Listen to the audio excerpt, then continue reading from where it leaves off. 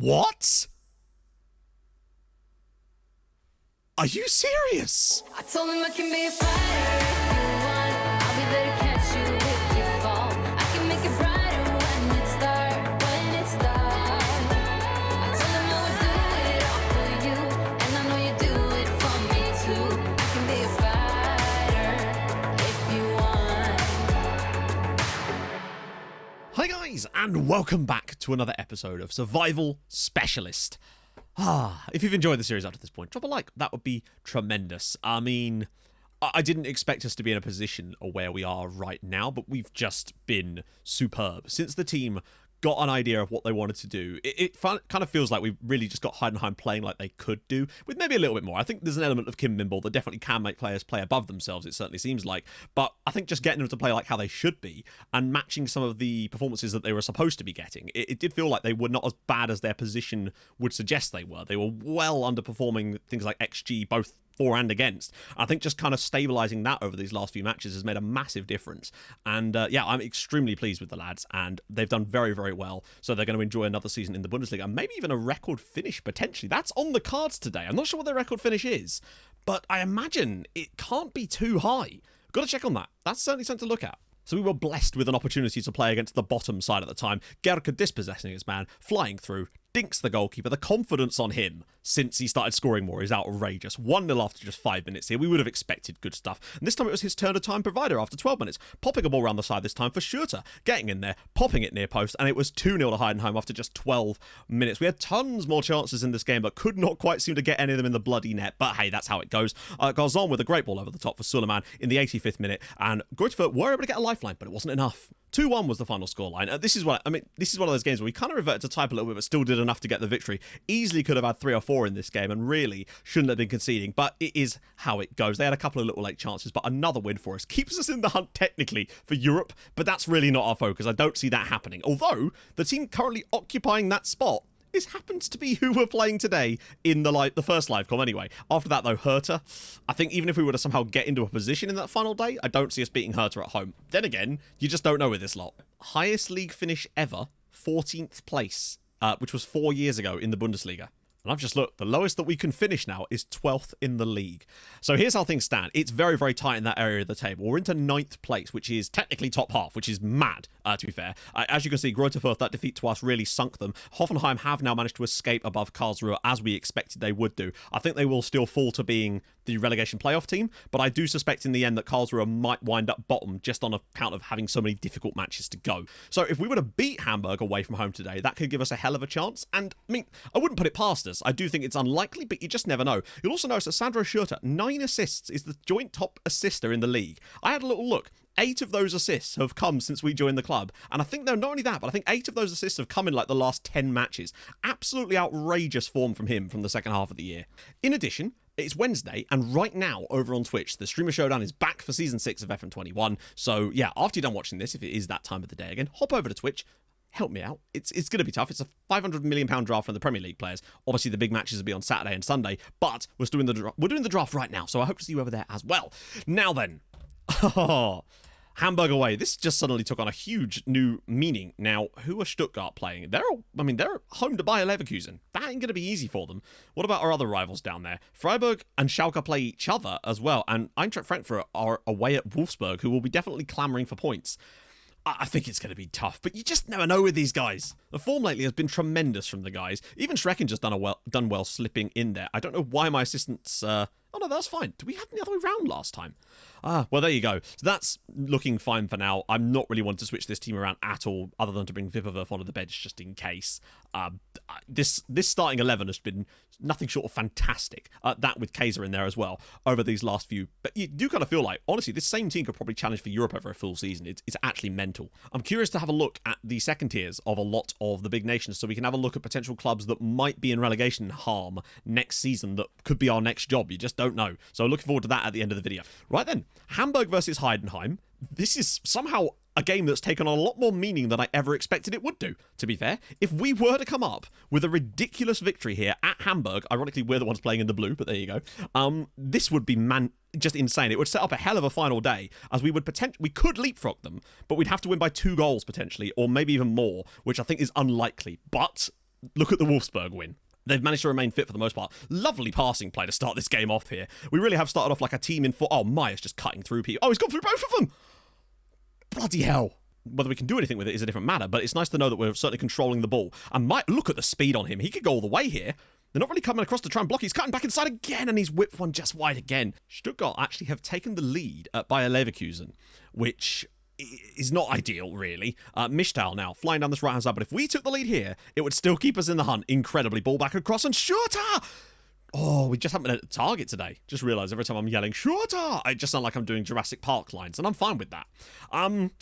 Very, very boring first half. Nobody's really done anything, but we like boring sometimes. We used to do this a lot with SAS back in the day. Keep it boring, smack 'em late. I thought I recognised that name. Yeah, Giacomo Pecci, the striker for Hamburg, is on loan from our former club. We signed him for Sassuolo. So could he be the man that could sink any outside hope of a European dream? Hopefully not, but you just don't know. Andreev, loads of room. What a save from Cunha. This guy, easily up there with one of the best goalkeepers I've seen for a while. He just seems to save everything. Or not everything, but very rarely does he seem to make mistakes. He's always just there, making stops. And another couple of good blocks from the defenders as well. And Januszka will hopefully... Okay, we're just going to clear it out of play. I'll take a 0-0, to be honest. We just haven't really been able to get anything going here. Realistically, our chances of actually qualifying for Europe were extremely low, even with this. Cleared off the line! Giacomo Pecci denied by the post and an off-the-line clearance. Oh, that would have been a moment, wouldn't it? I think if any team deserves to win this game, it is very much Hamburg. Second half, we've done nothing. And Keita, it's offside. I don't know who's offside. He didn't touch the ball, but sure. Michtal whips it through, cleared away. I mean, imagine if we actually did win. But at the moment, we're showing no signs of that right now. It's a great tackle from Batmaz. That's a superb tackle. What? Are you serious? Okay. That's not good. You see that tackle 15 times a game. Okay, I'm just going to move Schrecken just straight back to defence because he actually can play there and I don't really want to make a sub. We could, but we don't need to. I feel a little bit aggrieved about that particular... And there we go. Sebastian Leller gets the late winner, it looks like, for Hamburg. The 10 men of Heidenheim couldn't hold out. We've not been good enough on the game anyway, but that red card is still very, very soft for me. It would move us down to 11th place in the league, but we wouldn't deserve it. We've not been good enough today. All the way through for Leller. Nobody manages to win it, and it is 1-0 Hamburg, and they deserve it. Orlando. Can we pull out a ridiculous late equaliser? Ooh, he's not really played the best pass there. What a ball! Oh, Gerke was offside. We've been very poor today. There was certainly no hint of us deserving anything from this match. Would have been nice to have not had a red card there, though, because we are going to miss him now for the Hertha game. I was kind of hoping we could do better than that. The referee has hurt us there. As once again, Pecci is denied by Cunha. He's done his best, bless him.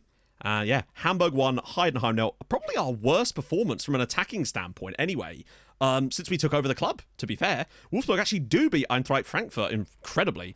It was quite evenly boring, but we had no shots in the second half, did nothing, and the red card did not help us in any way. But for me, that was a very soft red. But it is what it is. And with that goes any outside hope we had of actually somehow qualifying for Europe with both of them winning. We could still finish as high as 9th, which would still be our best ever finish. In fact, no matter where we finish, it's going to be our best ever finish. Schalke's win against Freiburg certainly helped. Well, it did and it didn't, I suppose. But Wolfsburg winning there as well keeps them nice and safe as well. And it also means that Hoffenheim are now officially in the relegation playoff, or could still get overtaken by Karlsruhe, who just looking worse and worse. Right, final game of the season against Hertha. Hopefully we can finish as high as we can, but I think there's a strong chance we end up finishing 12th in the end, which would be totally fine by me. And I think this has definitely helped us, is I put all of our players, particularly the first 11 guys that I knew where I wanted them to play, on individual training focuses that were directly for the role they were going to play. That's not normally something I do when I'm doing long-term stuff, because I prefer to work on individual attributes. But as far as getting them to learn our tactical style as quickly as possible, I wanted that out of them. And I really do feel like it helps with the tactical familiarity and getting that up as quickly as possible, because that's often the biggest struggle with this. Off we go. Now, there's still a few players that are lacking the tactical familiarity. Michtal's taken a little while to get used to it. The rest of them have pretty much got it, but also Bernie and Schreckinger weren't playing those roles when I initially set things up, so that's part of the reason for that as well. Obviously, Batman is not going to be available here. He's going to have to live in the Batcave for a little bit longer. You know what? It's the final game of the season. I think they deserve a chance. Kaiser's back as well, which is nice to see. You can see that he has like full familiarity with the tactical style. I think it's just going to have to be this lineup to see ourselves out, to finish off our final game in charge. I'm going to put no goalkeeper on the bench. I'm going to give Vipov a chance here. Final game in charge of the club. Lovely stuff. Alpacelik through the middle. They've got some crazy players. Fritz Graf. I'll actually just show you this guy properly. You can sort of see why back when he was at Karlsruhe, I was interested in him. I mean, look at him. Look at him, for crying out loud. How much did they pay? 18 million. And at the time, Karlsruhe were a second-tier side. And that's why it was such a good deal. But he just, at the time, we didn't need him. And I wasn't sure. I didn't think he'd actually become this good. He wasn't as good, obviously, at the time. What a player.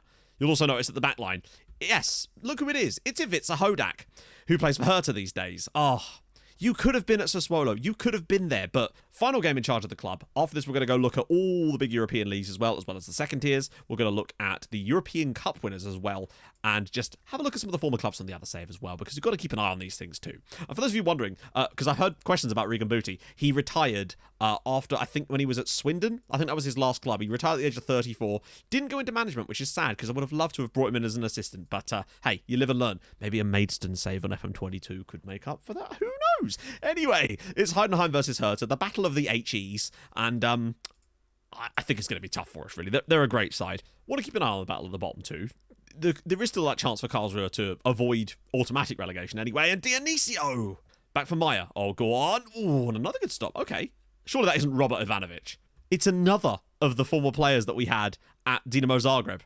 Robert Ivanovic. Something's finally happening. I'm half expecting Dinko Pavic to pop up in a minute. So what I would say as well is, during that Wolfsburg game, no Josip Glavac. It would have been nice to play against him there, but it was not to be.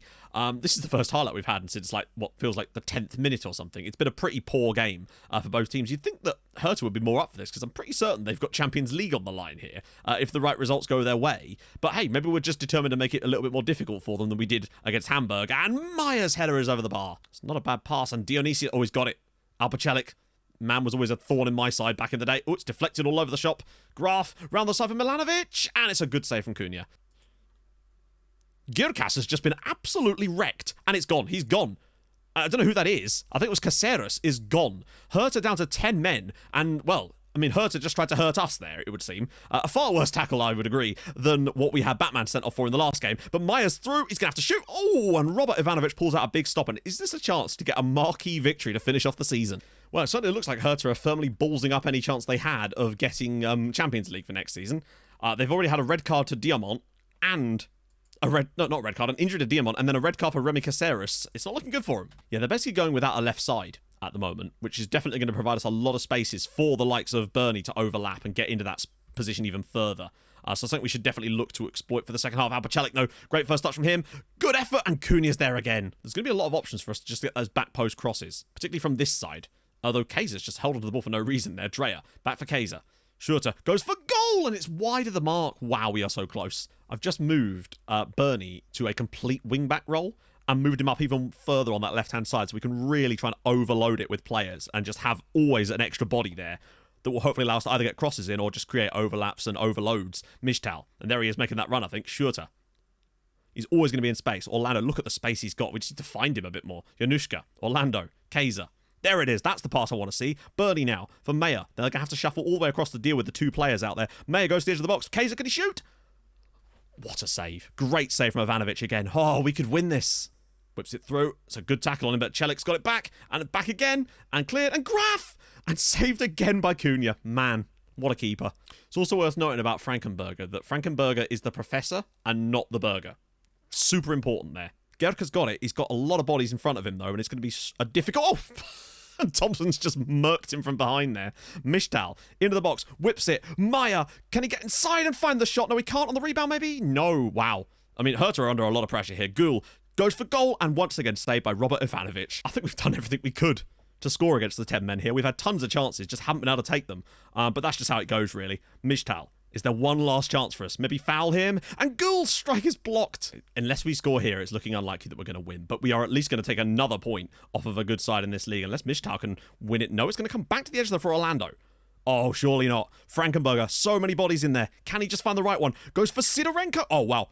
Oh, it's a goal! It's Søren Meyer in the 94th minute. Heidenheim 1, 10 men of Hertha Berlin 0. And I think we've deserved that to finish off in the 94th minute with a winner from Søren Meyer. The finally, just the extra man and the pressure really, really did tell in the end. It's a great pick out here, but look at this from Sidorenko. Meyer pops it through. Goalkeeper can't keep that one out, and it's going to be another win for Heidenheim to finish the year. Oh, beautiful news. And I don't know where that's going to put us in the league, but I think it is just going to earn the club a lot more money and also allow them to grab an even higher finish than they were even expecting. That might well be 9th, or it's going to be 10th, I think, on goal difference. I think we deserve the win. We were fantastic. Just eventually got the result. Ivanovic did all he could. He made 9 saves, bless him. So in the end, we do finish 10th on goal scored between us and Eintracht Frankfurt on a result of them beating, well, that 3-0 victory over Greuther Fürth has just earned them 9th place, because we'd have had it otherwise. 44 points on the board. That's incredible. We end up finishing 14 points above Hoffenheim and 18 clear of Karlsruhe.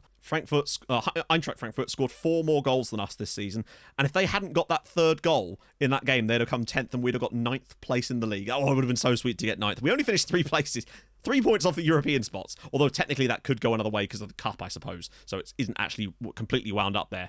Yeah, I figured Karlsruhe would end up getting relegated in the end just due to that run-in, and Hoffenheim still have a chance to stay up. Werder Bremen, by the way, stayed up by the skin of their teeth in the end. They were dreadful for the second half of the season, it would seem. So in the Premier League, Norwich and Sheffield Wednesday go down with Fulham. Amazingly, Sheffield Wednesday actually end up getting 22 points. Did Danjuma still manage them the whole season? Yes, he did. That's very impressive considering where they were at one point. Derby County, incredibly, stayed up. They had 11 points when we looked at them. And it was still Alex Neil. Fantastic work from him. Southampton get Champions League again. I mean, they've won the damn Champions League in this save, in fairness, so there is that. United win the Premier League with Liverpool and Arsenal in the top few spaces, and Chelsea comes 7th.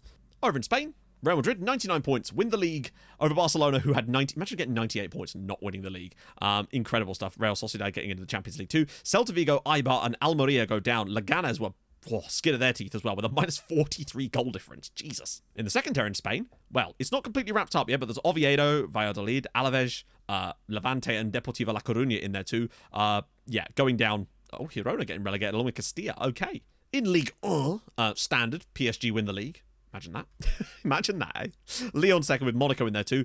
Big money tycoon takeover Saint Etienne still failing to do anything. They just cannot seem to get anything going, can they? Angers do go down, but seem to have... Well, they didn't get that close, really, did they? Auxerre go down with them likely. And then Lorient could still survive ahead of Strasbourg. Second tier in Spain, up come the Titties. Stade Brestois going up comfortably along with Toulouse. Paris FC could potentially get promoted. That would be sick. In Serie A, okay. Wait, what? Oh, right. I was going to say, in Serie A, Sassuolo are looking like they will actually get Champions League in the end. Janderson, top scorer in the league. It's incredible that they're not using Overmars. What are you doing? Augusto Rivas has been an amazing player for them this season as well, it would seem. They could still balls it up, but they are looking like they could technically finish aside second, in fairness. So they have kind of dug it out a little bit. In the second tier, Torino and Foggia are coming up, and then there's an enormous playoff involving literally everybody else in the league.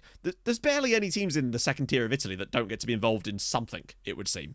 Leicester, still third tier. Massive shock. Ermis, looking pretty likely that they'll probably be going back to the top flight in Cyprus, although maybe there's a playoff spot. Don't really know. They're still doing better, though. Szeged have had a dreadful year and have now finally, after a long time in the top flight of Hungary, been relegated. Also, wow. I'm fairly certain that is their first ever league title.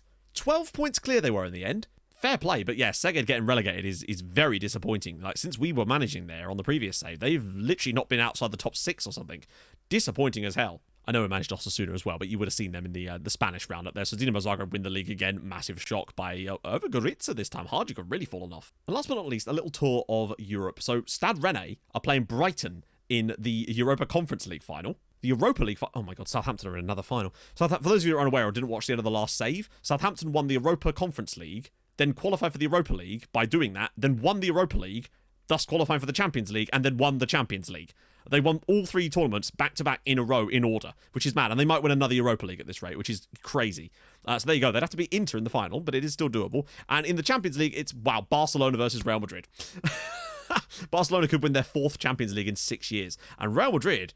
Well, they've not won one since the first season of the save, so nearly 20 years. Loads of league success, but nothing in the Champions League, it would seem. So, not a bad end to the season. Just one defeat since the Gladbach game is kind of nutty, and we deserve that defeat wholeheartedly.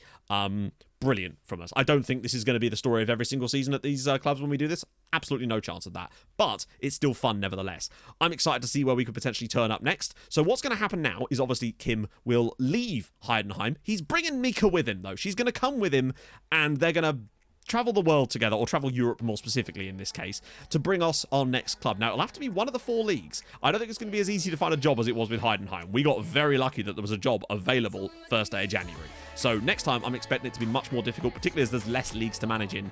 We're going to join you in the next episode at the start of the brand new season, except it will be January 1st, 2039. So I will see you guys then. If you've enjoyed this little time at Heidenheim, then hey, drop a like on the video. That would be lovely. If you're new to the channel, subscribe. That would be lovely as well. I stream on Twitch Tuesdays, Thursdays, Saturdays. Of course, Showdown over there right now. So go check that out. It's going to be fun. And I'll see you guys tomorrow for a brand new adventure to begin. Thank you so much for watching. Hold your gun. Capybara. Bye-bye. I can be a fighter.